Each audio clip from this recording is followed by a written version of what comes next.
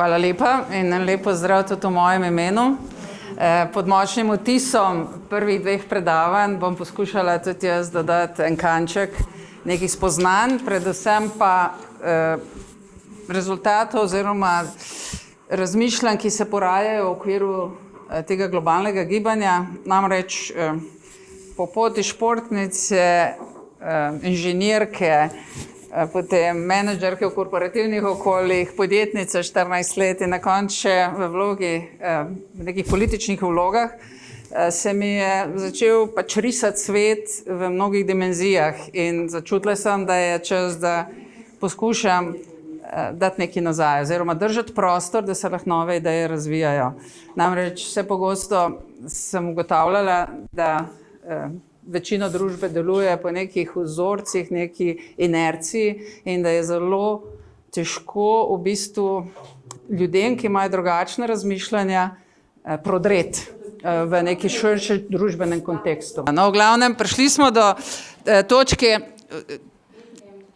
kjer so začele kristalizirati prve ideje, prvi pogledi in to bi z vami rada podelila, ker je zelo relevantno z temo, ki se danes obravnava in sem izredno hvaležna organizatorcem, da so me povabile v ta krog, da lahko podelim ta razmišljanja.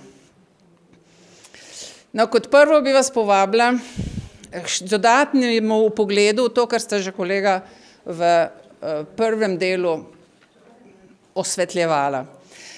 Ves čas se sprašujemo, zakaj je prišlo do tega, da je človek postal tako indiferenten do narave oziroma tako egocentričen. In lahko to razložimo morda z tem modelom, ki se je meni utrnil pred parimi leti kot sistemskemu znanstveniku. Dolga leta sem se ukvarjala tudi zelo fokusirano sistemsko znanostjo in kar naenkrat me je prešinilo, da mogoče je to razlog pravzaprav en proces zadnjih 400 let, ki je zaznamovan z industrijskimi revolucijami. In v začetku je bil seveda človek predvsem vezan na osnovni ekosistem planeta Zemlje. Mi smo bili narava, čutili smo kot narava, delovali smo kot narava. Potem se je pa z poljedelstvom začelo oblikovati nek nov, tako imenovani urbani sistem. Ljudje so imeli viške, ugotovili so, da lahko ostanejo na enem mestu, ker imajo lahko rezerve in počasi so nastajale skupnosti.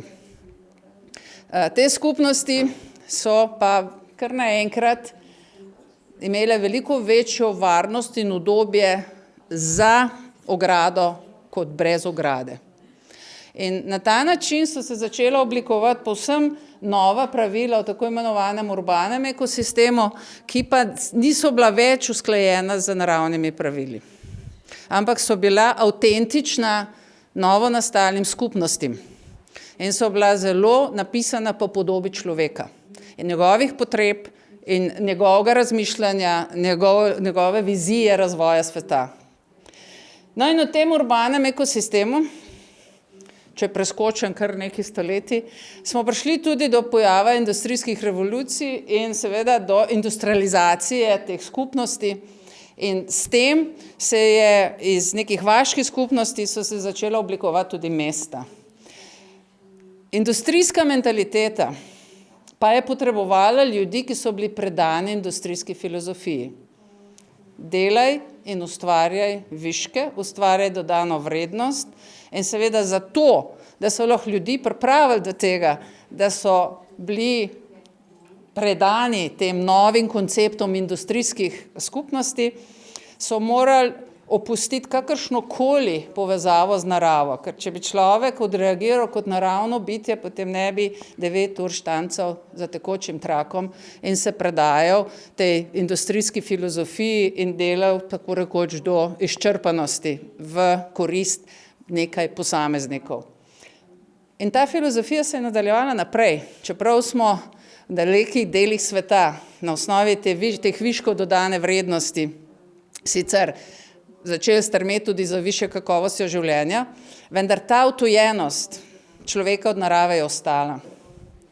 In je začela v ljudeh tudi ustvarjati konflikte. ker seveda ljudje smo naravna bitja. Ljudje smo del narave, taki kot smo danes. In prve bolezni iz tega naslova se začele tudi pojavljati. Nekaj od njih je bilo omenjenih, malo o tem več bom povedala tudi v nadaljevanju. No, to je bilo značilno za prve 3 industrijske revolucije. Potem se je pa začela pojavljati tako imenovana informacijska industrijska revolucija, ki pa je za sabo potegnila ustvarjanje še enega novega ekosistema, ki ga je človek ustvaril. To je tako imenovan virtualni ekosistem. In ta virtualni ekosistem temelji zgolj na tehnologiji in ima spet povsem drugačna pravila. Pravzaprav skoraj nič skupnega z urbanim ekosistemom, še manj pa z naravnim ekosistemom. Človek si je uzurpiral pravico, da si ustvaril ta virtualni svet in postavil povsem svoja pravila. In ti 3 svetovi obstajajo. Mi vsi smo del teh 3 svetov. Če hočemo ali pa ne. In tukaj na sredi je ta bogi človeček, ki jaz pravim, da smo že vsi malo schizofrenični, ker v resnici duša in hrepeni po planetu Zemlja, srce po enih pristnih odnosih, pa teži in teži, ker je orientiran na kratkoročne rezultate, da maksimizira tudi priložnosti v tem virtualnem svetu. In tega se moramo zavedati, ker mi vsi trenutno smo del vseh 3 svetov. In ko jih bomo ustrezno ozavestili, bomo lahko začeli jih tudi ustrezno upravljati, ker sem tisto, česar se zavedamo, lahko upravljamo. In seveda osebno verjamem, da smo sposobni najti ravnotežje teh 3 in da znamo na polno zaživeti tu noter. Vendar izzivov, kot bomo videli, v zvezi s tem je zelo veliko. Torej, to je moje prvo povabilo, da kadarkoli, karkoli naslavljamo kot izziv človeštva, razumemo, da posledično se dotikamo vseh 3 narav, narava 1, narava 2 in narava 3, kot jih imenujem, in je potrebno vse 3 imeti v obziru in iskati ravnotežje. Namreč trenutno lahko trdim kot inženir računalništva in informatike, da nam je tale virtualni ekosistem ušel iz rok. In je začel celo diktirati našo podobo prihodnosti, ker ga nismo uravnotežili kot orodje, ki bi lahko maksimiziralo potenciale človeštva, ampak smo ga začeli gledati kot cilj. In seveda kapitala željen industrijski stroj prodaja že novo podobo sveta, ki izloča ta 2 ekosistema iz namišljene prihodnosti in ponuja kot neko realno osnovo za nadaljnji razvoj človeštva, v bistvu transformacijo človeka v nek pozitronsko bitje, ki bo vodilo transformacijo, tako imenovan transhumanizem. To ni samo nek ideal, za tem zelo močno stojijo računalniški giganti oziroma tisti, ki usmerjajo razvoj računalniških tehnologij. Osebno verjamem, da tehnologija mora ostati orodje in naj pomaga, naj bo naš partner v procesu iskanja rešitev, ki bodo držale vse te 3 narave v nekem ravnotežju. Ne trdim, da vam prav, vabim vas razmisleku. Ker vse premalo imamo razmislekov. Vse premalo imamo drznih vprašanj, ki bi potem seveda pripeljale do nekih pravih odgovorov. In danes predvsem zastavljamo vprašanja. Kaj vi mislite? Kako vi čutite? Kako boste vi jutri odpeljali svoje življenje, svojih otrok, vnukov, oziroma na kakšen način se boste umeščali v družbo? In kot vidite, ravno v teh dneh smo zelo soočeni s kapitalnimi vprašanji odnosa življenja. Ali se osredotočamo na življenje ali smrt. Tudi to izvira in je posledica tovrstne evolucije družbenih sistemov, v katerih delujemo. Kaj je torej ekocivilizacija? Ko sem leta februarja 2020 prišla na domov iz Bruslja, sem padla direktno v COVID krizo. In tako sem imela čas za razmislek in za distanco do vsega, kar se mi je dogajalo 5-letnem mandatu v Bruslu in seveda refleksijo do vsega, kar sem počela pred tem, kot podjetnica, kot znanstvenica. In tako se je rodil koncept ekocivilizacije. Jaz bom povedala kar po pravici, ne lastim se ga, ker sem imela občutek, da se je neko noč dobesedno downloadal od nekje. Nisem se usedla pa ga probala zrisati, prišel je, jaz sem mogla vstati sred noči, ga zrisati in ga potem skomunicirati v enem krogu prijateljev, ki so se ukvarjali s sistemsko znanostjo in zaradi njihovega zelo pozitivnega odziva je zdaj ta zgodba živa in se nadaljuje že 6. leto. Gibanje v bistvu povezuje ljudi, ki jim je mar. Mar za to, kar se dogaja z njimi, z družbo, s planetom, z našim razumevanjem vloge v nekem celotnem procesu življenja in celo kozmičnih razsežnostih. Kar sem poskušala in kar še danes poskušam, je držati prostor. Nisem jaz tista, ki kreira in usmerja vse delovanje v okviru tega gibanja, pa držim prostor, da se čim več zanimivih ljudi lahko sreča in razvija svoje lastne poglede na osnovi izkušenj, impulzov v nekem časovnem in prostorskem razmerju in predvsem si upa razmišljati, morda pa smo res na robu neke civilizacijske paradigme. Zelo veliko indicov je, da se dogaja nekaj več kot samo neke manjše družbene spremembe. In to ni samo pod vplivom človeka, ampak že prej so bili omenjeni izrazi, kot je holocen in antropocen. Mi vidimo, da se nekaj dogaja, po 12.000 letih se neke spremembe začele ponavljati. Kaj zdaj to pomeni za Zemljo in kaj to pomeni za ljudi, pravzaprav niti ne vemo. Ampak moja filozofija je, da pravzaprav niti ni važno, kaj nas v prihodnosti čaka. Pomembno je, da smo pripravljeni na njo in da znamo sodelovati in skupaj vedno znova najti rešitve za izzive, ki se nam bojo razvili v prihodnosti. In zato držim ta prostor in vabim ljudi, da pridejo, da izmenjujejo izkušnje in da seveda poskušajo na svojih lokalnih ravneh tudi konkretno narediti konkretne korake. Sledimo filozofiji, da delimo globalne vizije, oblikujemo globalne vizije in delujemo lokalno. In sicer prilagojeno glede na lokalne razmerje, prilagojeno glede na trenutek, ki v lokalnem okolju se prepoznava. Se pravi, neke vrste družbeni model, ki kot temeljna načela razvija seveda človeške civilizacije, vendar jih postavlja v nek sonaravni razvoj z celotnim okoljem, s planetom in z našim razumevanjem vloge v nekih kozmičnih konstelacijah. Poskušamo zagrabiti nek celosten pristop k družbenemu razvoju in namesto egocentričnosti v smislu človeka postavljamo v sredino planet in potem posledično vse, kar iz tega sledi. In danes smo velikokrat že slišali to povabilo, da je pač treba gledati planet, ker smo mi sestavni del tega in karkoli se zgodi na tem planetu, se nas globoko dotakne. In živimo v času, ko se prebuja nova fizika, živimo v času, ko kvantna fizika postaja naš vsakdan in zelo uporabljamo tudi mi pri svojih razlagah neke 3 poenostavljene zakone kvantne fizike, ki pravijo prvi, vse na tem svetu je povezano. Ker smo vsi vibracija in na kvantnem nivoju se skozi premikamo iz vibracije v partikel, se pravi delec in nazaj v vibracijo in so to stanja, v katerih smo mi vsi, ta stavba, vi, stol, kamera, mikrofon, vsi smo ves čas v tem vibracijskem stanju.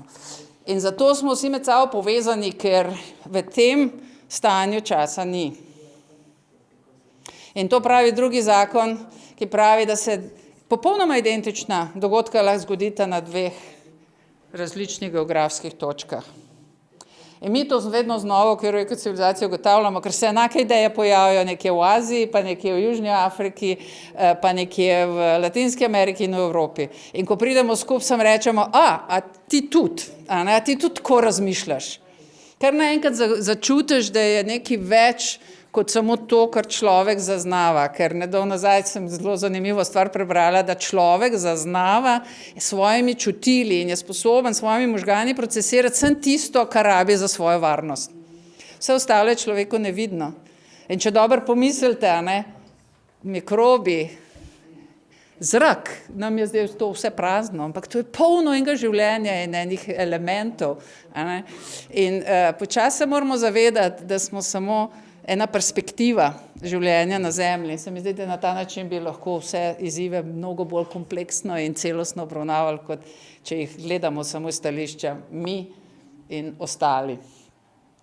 Zato je pač naš poudarek to harmonično sobivanje. A ga imamo, nimamo ga, ampak saj težimo k temu in je neizmerno poln ta proces iskanja tega harmoničnega sobivanja med človekom in planetom.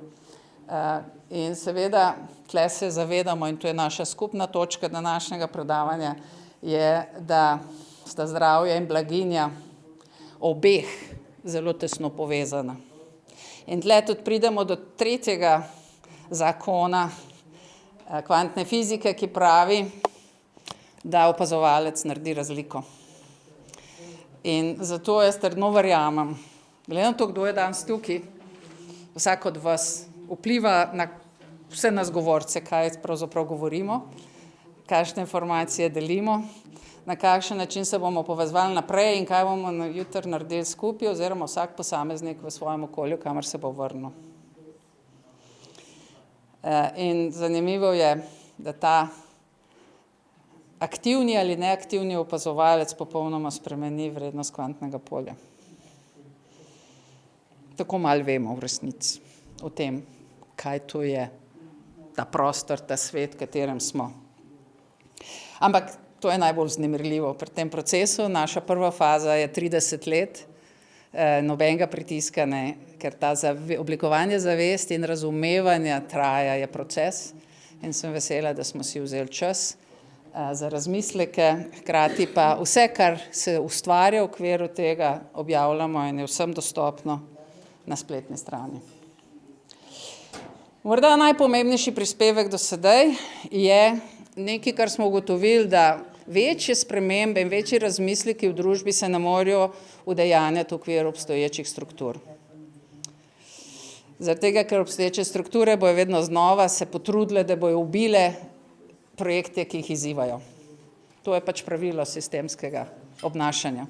Zato si moramo upati namisliti družbo, o kateri danes govorimo. Kako naj bi pa izgledala, če ne tako vertikalno, zelo hierarhično, zelo samo sebi všečno. In to je prvi poskus. Ne trdim, da bo to vzdržalo presojo časa, ampak upam, da izziva dovolj.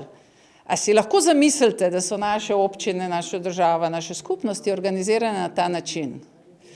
Se pravi, da imamo ministrstvo za bitja, za skupnosti, za zavest, za prostor in da so vse te funkcije, ki jih danes imenujemo ministrstva, kot je izobraževanje, potem gospodarstvo, šport, znanost in tako naprej, samo dinamične funkcije, ki se ves čas ukvarjajo sem z vprašanjem, kako lahko prispevam, da bojo ostale 4 entitete v nekem harmoničnem, trajnostno vzdržnem razvoju. A si lahko to zamislite? Bi bilo fajn, to je začetek, bravo. Jaz verjamem, da v svojem življenju bom doživela, da bomo to nekje tudi testirali. Zdaj, kdaj pa si ne upam še reči, ker je dinamika življenja zelo različna. Ampak verjamem, da zaradi vse večjega vpliva kvantne fizike, ki tudi pravi, da v nultem prostoru se prav nič ne dogaja, ampak šele, ko se delci vzpostavijo nek odnos, se začenja dogajati svet. In tudi jaz zato verjamem, da v tej novem, namišljenem družbeni paradigmi bojo ključnega pomena odnosi. In takrat jih bomo že znali zmeriti, bomo znali presoditi ne samo po svojih emocionalnih, intuitivnih ravneh, ampak tudi podobno empirično, kot je profesor danes že pokazal, da meri učinke narave na naše zdravje. Torej, mi smo se koncepta zdravja že večkrat dotaknili in ravno poteka zaključek leta mentalno zdravje, kjer smo zadnjih 12 mesecev vsak mesec se srečevali in razmišljali o negativnih vplivih trenutnega družbenega razvoja na mentalno zdravje ljudi. In seveda takoj prišli do enega najbolj poenostavljenega modela, ki ga lahko si zamislimo, torej zdravje, okolje, narava, to je, nismo nič novega povedali, ampak za nas je bil to pomemben element, ki ga zdaj dodajamo tudi v modele kot civilizacije. In sami na svojih lokalnih nivojih, to je samo en dogovor, to je samo neko vodilo, to je samo neka namen, ki mu sledimo, je, da strmimo k ustvarjanju pogojev, kjer se zdravje posameznika, zdravje skupnosti in planeta ne ločujejo, ampak ves čas gledamo sistemsko in v slovenščini imamo res lep izraz sonaravni razvoj. Še danes ne vem, kako to prevesti v angleščino, ampak sonaravna evolucija civilizacije je eno od naših ključnih vodil. Postalo je pa skozi razvoj, skozi debate, skozi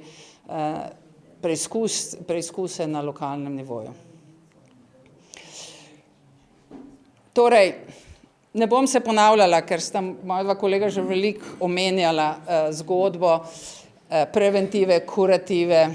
Jaz bi dodala še ta vibracija in regeneracija, ki je na nek način zelo tudi osebna in smo za njo na nek način tudi sami odgovorni.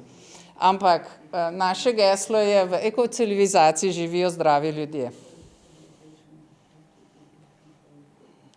Ja? Torej, vse v družbi se prizadeva, da so ljudje zdravi. To mene recimo v trenutni družbi najbolj moti, ker takoj pademo pod lobistične vplive, sladkor v pijačah, cel kup enih barvil v prehrani, cel kup enih pesticidov, ki se še vedno uporabljajo v kmetijstvu ali druge oblike prikritega kemičnega vzpodbujanja, podaljševanja življenja, zelenjave in sadja. Mi to delamo zavestno. Zakaj? Samo zato, da bo nekdo lahko služil. A ne bi bilo boljše, če bi vendarle poskrbeli, da ljudje lahko živijo in bi bil koncept življenja drugačen, ker danes mislimo, vsaj jaz imam čas občutek, da je smisel življenja profit. In vsa ekonomska merila nas nagovarjajo na to. Smisel življenja ni profit, smisel življenja je uravnoteženo, izpolnjeno življenje, ker mi maksimiziramo svoje potenciale in s tem prispevamo k svojemu lastnemu razvoju družbe in celote. A se kdo ne strinja s tem? Zakaj pa potem delujemo v podporo tistega, ki pravzaprav govori ravno nasprotno? Kolega je že poudaril ta prehod iz ego v eko, ki je zelo popularen. Mi smo ga prevzeli, ne smo se ga zmislili, ampak smo ga prevzeli kot svoje osnovno razmišljanje.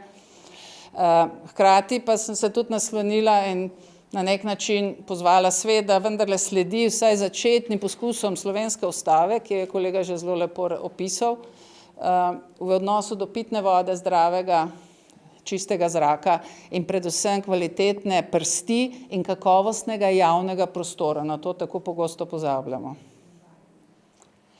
In to so eni 4 elementi, s katerimi se mi ves čas igramo v različnih vsebinah in poskušamo najti neke temelje, s katerimi bi lahko naredili en predlog, po katerem bi morda lahko prejšnja struktura se tudi potem manifestirala. Verjamemo pa, da te hierarhične strukture nikakor ne morejo več zadovoljiti te prebujene zavesti in seveda iščemo načine za mrežne strukture. Imamo 2 zelo enostavna pravila. Prvič, vse je transparentno, vse damo naprej, nič ne zaračunavamo, predvsem zato, ker nam je cilj, da bi čim več odzivov dobili in seveda skupaj rastli naprej. In drugo je, delaj to, kar čutiš, da je prav. Ste z mano? Ne to, kar misliš. To, kar čutiš, da je prav. Intuicija in srce nikoli ne lažete. In naš veliki izziv je, da ponovno povežemo srce z umom, ker poskuša preživeti. Kratkoročno, odlično, dolgoročno, pojma nima. Pade na vseh izpitih. Dolgoročno veste samo spirit in srce.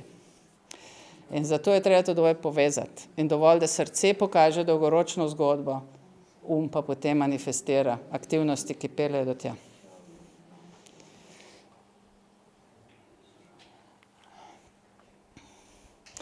O boleznih smo že veliko rekli, mi se z njimi srečujemo ves čas. Kot računalniška inženirka, seveda sem zelo pozorna na predvsem negativne posledice umetne inteligence, sodobnih tehnologij. In vidimo, da je tega veliko.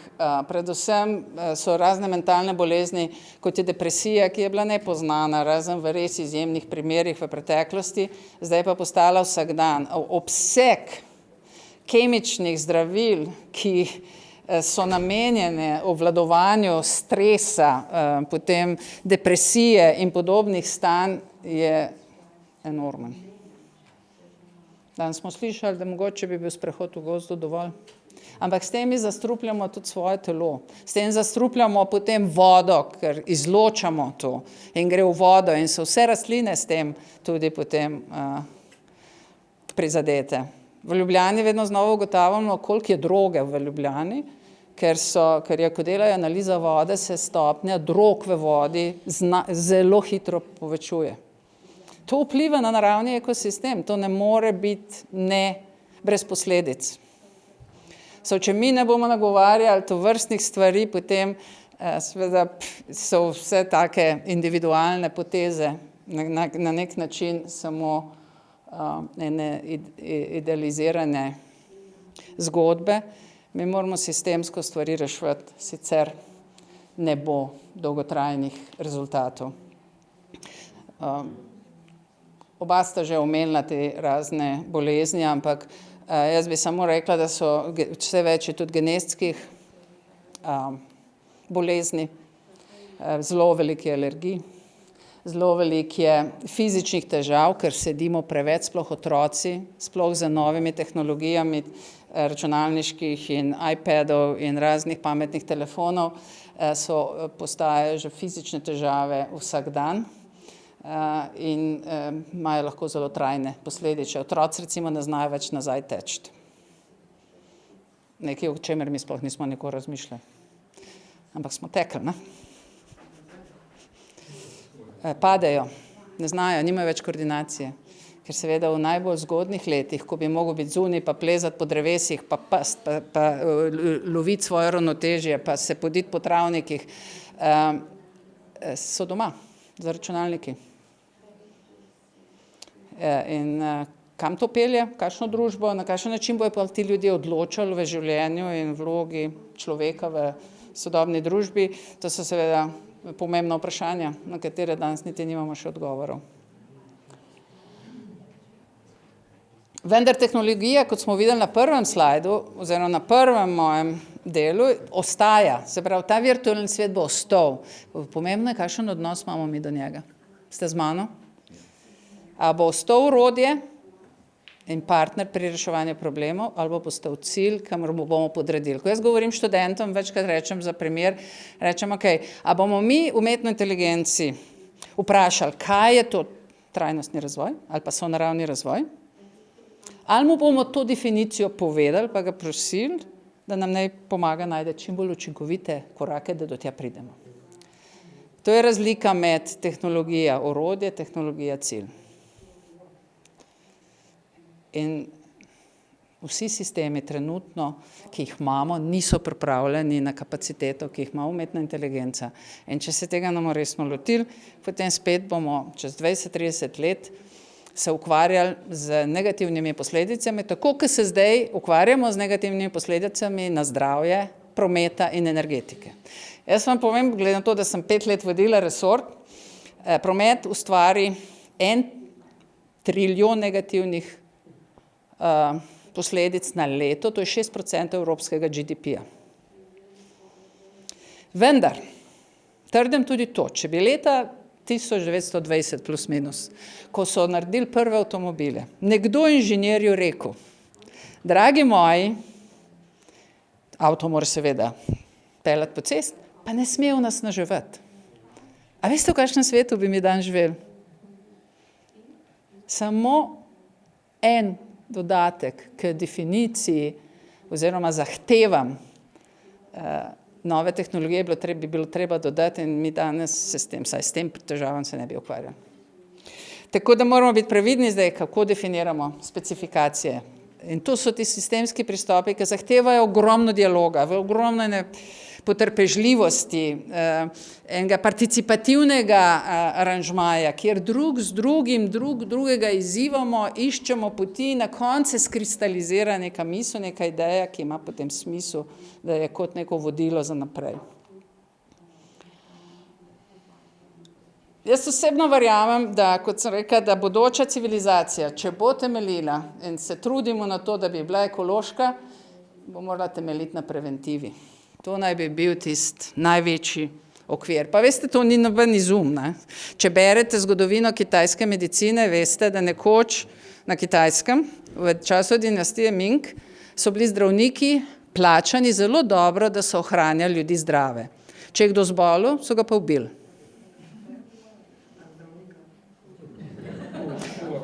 No, iz zgodovine se lahko naučimo, ne rečem, da moramo biti tako radikalni, ne? Se je marsikaj dramatičnega v zgodovini dogajalo in ne rabimo ponavljati. Ampak, a veste, to ja? Plačevali so zdravnika, dokler so bili zdravi, ko ja. so pa zboleli, niso več plačevali. Tako. In mnogokrat so ga tudi ubili. Da, tako. Zato seveda... Tehnične težave. Je zdaj v redu? Je? Is it okay now? It's okay. Zato, če bomo nastavili sisteme in ko jih bomo nastavili za preventivo, potem bo prediktivno zelo malo dela, zaradi tega, ker bo takrat že tudi zelo personalizirana medicina. In to je bistvo prediktivne medicine, da je personalizirala, uporablja človeka kot individuum. Ne vem, če je to res, ampak nisem šla preverjati, morda kolega lahko potrdi ali ovrže, ampak so zdravila, ki so na voljo, primerna sem za 30% ljudi. Za vse ostalo je pa potem stvar procentov.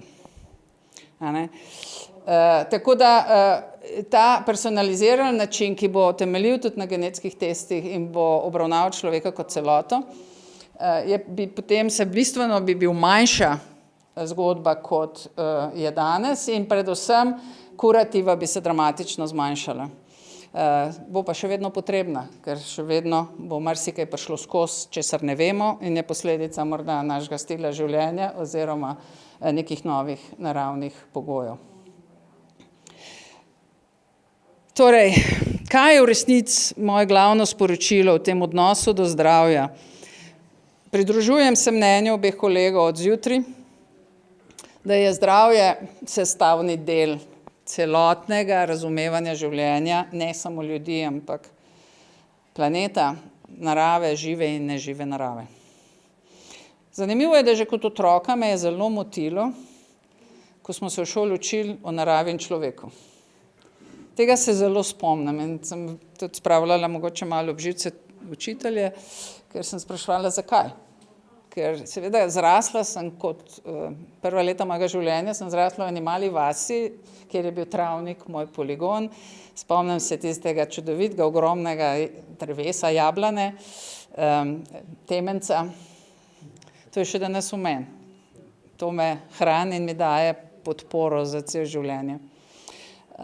In mi ni bilo seveda jasno, zakaj je moj beli zajček kaj drugega kot jaz.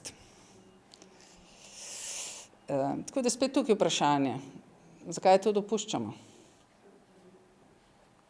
Zakaj smo dovolili to? A bomo jutri še vedno to dovolili? A bomo začeli spreminjati končno tudi učbenike za otroke, da bojo razumeli, da so del enega čudovitega naravnega ekosistema in da vse ostalo, kar mi naredimo kot ljudje, mora biti senzitivno in podpirati ta naravni ekosistem. Ker to je samo stvar misli, veste, to nima nobene veze z denarjem. To je še največji paradoks vsega je, da misel zaenkrat nič ne stane. Je pa najmočnejša transformacijska sila, ki jo poznamo, ker brez misli, brez navdiha se nič ne zgodi. In svet, ki ga živimo danes, je nekdo namislil. Ste z mano? Nekdo si ga je namislil, a ne? Ja. Ali ga bomo mi zdaj naprej živeli, ali si bomo vzeli pravico, da si namislimo drugačen svet? Jaz imam en tak majčken prispevek k temu, da vzpodbujam ljudi, da morda si ga pa lahko namislimo. In ne trdim, da je ta svet prav, ker sem si ga jaz namislila, ampak če bomo imeli več novih idej, samo usedeli, pa morda najdeli eno skupno za naprej, kjer se bomo vsi našli. Trenutno verjamem, da je zahodna civilizacija zelo izzvana. Ne vem, če bomo preživeli. Stopnja dekadence na Zahodu je tako globoko zarezana in zadnjih 5 let, obnašanja zadnjih 5 let sem kažejo na to. Ne vem, kdo mi je danes rekel, z enim sem se pogovarjala, je rekel, da Dalaj Lama upa, da naslednji Dalaj Lama bo ženska, ker moški so ta svet že dozafurali. In si ga ne znajo drugače zamisliti kot vojne. In dejansko je prav presenetljivo, ko se pogovarjaš z ljudmi na vodilnih položajih, kar sem jaz imela priložnost, da vidijo vojno kot čistko, ki spet resetira človeštvo. To je me tle noter globoko me zadane. In verjetno je tudi na podlagi teh konfliktnih pogovorov nastal ta koncept in nastala ta ideja, da imam vsega dovolj in da je moja dolžnost zdaj, da pač podpiram to vrstna gibanja in razmisleke, iz katerih nekoč nekdo upam, da bo tudi nekaj večjega potegnil naprej. Ampak brez začetnih korakov, tudi tiste velike zgodbe ni. Se veste, vse velike zgodbe so sestavljene iz zelo majčkenih korakov. Zato imam še vedno eno majčkeno upanje, da bomo sposobni, morda bomo izzvani od strani narave, ker sami peljemo v nek militarističen propad. Ampak morda nas bo narava izzvala, da se bomo vendarle potrudili in reinventirali tudi zahodno civilizacijo. Teoretično je to možno. Teoretično je možno. Ja, zdaj pa vprašanje, ali ćemo to narediti praktično. Jaz se trudim z malimi koraki. Vem, da so zelo majhni, ampak imam eno zadoščenje, da jih vendarle delam. Druga smer razvoja, ki nam jo ponuja predvsem visoka tehnološka okolja, nam ga ponuja transhumanizem. Transhumanizem pravi, človeštvo je svoje odigralo, mi smo izumili tehnologijo, torej naslednji korak mora biti kombinacija človeka in tehnologije v smislu transhumanističnih biti, ki bodo veliko bolj odporna na naravne katastrofe, ki bodo veliko bolj logična, ki bodo veliko manj emocionalna in veliko bolj orientirana na zadolžitve, na naloge, na jasno, logično opredeljene aktivnosti. Pa da vam čisto povem, jaz mislim, da smo mi tako kreativna bitja, da bomo najdeli izhod iz tega, ker mislim, da je zelo veliko ljudi, ki še zdaleč ni doseglo svojega maksimuma. Jaz vem, da sem šele v začetni fazi razvoja in zato mislim še ne 60 let živeti, ker je še toliko za narediti in toliko za razviti se.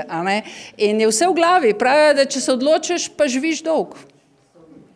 Tudi to so nam prodali, da moramo manj cajt živeti. Jaz sem se odločila, da bom kar dolgo. Ampak je spet moj lastni eksperiment. Zato verjamem, da je ekocivilizacijska civilizacija, se pravi ekološka civilizacija, ki bo konstantno iskala to uravnoteženost z naravnim ekosistemom in tudi s pomočjo tehnološkega ekosistema, imela odgovore na morda izzive, za katere niti ne vemo, da danes obstajajo, oziroma da bodo jutri obstajali. Ampak že samozavest, da bomo sodelovali skupaj, vem, da jih bomo lahko rešili. Zato se res zelo veselim tudi jutrišnjega dne, ustvarjanja jutrišnjega dne. In predvsem, da si upamo še naprej misliti, izzivati vse, kar je pred nami in namisliti svet, katerim želimo živeti. Mene nekako noter vodi ena taka prefinjena misel, ki seveda ni bila moja, ampak se je pa usedla globoko vame, da želim biti ponosna prednica prihodnjih generacij. In s tem tudi končujem svojo predstavitev in jaz vabim k razmisleku. Hvala lepa.